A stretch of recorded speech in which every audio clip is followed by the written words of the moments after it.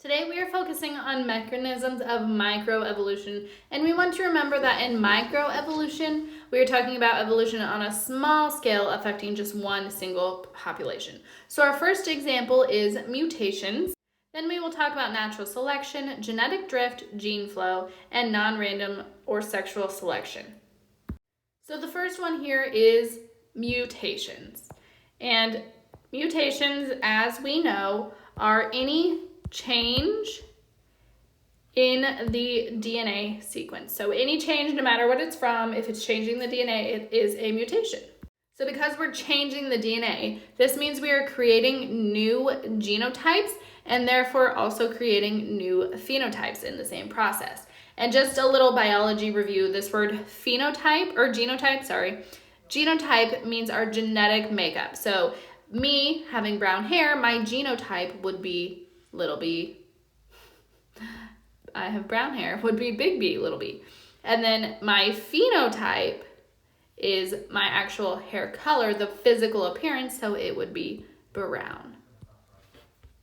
So because we're changing these things, that means we're also going to have changes in the allele frequency in a population, which means that this is how common the allele is in the gene pool.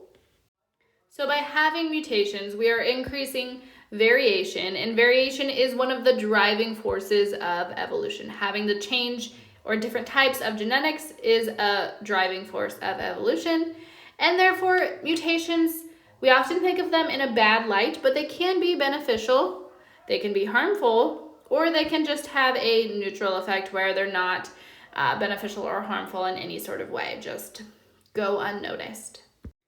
Our next mechanism for microevolution is natural selection. And in natural selection, organisms that are more fit for their environment are going to survive and be able to reproduce more offspring. And that is what we are seeing here with the pictures of our finches, that these are one of the things that Darwin famously studied when he went to the Galapagos Islands. And you can see they're all the same bird. They're a finch, but they have these different beak types. So the ones that are best fitted for their environment are going to be able to survive and reproduce. So their beak type is going to determine how much food they can eat and how their ability is to survive. Which means that our beneficial traits or adaptations are going to become more common over time.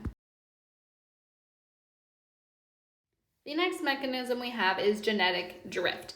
And genetic drift is the random change in frequency of alleles in a population. And the key word that we want to remember here is random. That's what separates genetic drift from other things that we may see. This means that rare alleles in a population will decrease in frequency while others increase. So it's often going to result in a loss in genetic variation.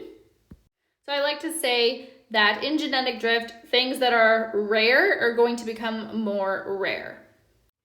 And when we have genetic drift, these changes may be more apparent in smaller populations. So the smaller population is, the less number of individuals, the more obvious it is that this is going to be occurring. So we're going to look at an example, and if by chance the circled flowers only get to reproduce, what would happen to our population over time? So for some reason, whether that could be a flood, a fire, the flowers here we're only going to let some of them reproduce. So let's say we have these three are the only ones that get to reproduce. What is that going to mean for a future generation? Well, we had some red and some white, so there's still going to be some of each, but again, let's say that there's another drought and we have only 3 more that survive. Random, again, but it's going to have an effect on our future populations. So due to this random chance, we went from having both red and white being present to over time just being red due to this random change in frequency. Next mechanism we have is gene flow, and this is described as the movement of genes either into or out of a population. And this occurs through migration. So we're not going to specify, but if we're migrating into a population, we will call this immigration with an I. And if we're moving out of a population, we call it emigration with an E. We're exiting. And because of this, it results in an increase in genetic variation in the population, which makes sense. If we're adding individuals to our population, it's going to increase the different alleles in our gene pool. So that's what you can see in our example here. We initially have just this yellow population of beetles, but if we have some that move in, we're then going to have yellow and blue, which is going to increase genetic variation. And the last mechanism we have to talk about is sexual selection, and this is also known as non-random mating.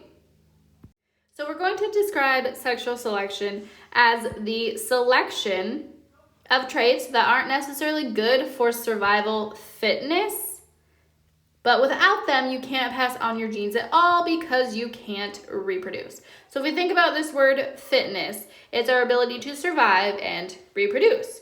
So we're going to select for traits that aren't gonna help you survive, but without them, you can't reproduce. So it's kind of weird to think about, but we're selecting traits that could be detrimental to our survival in order to reproduce.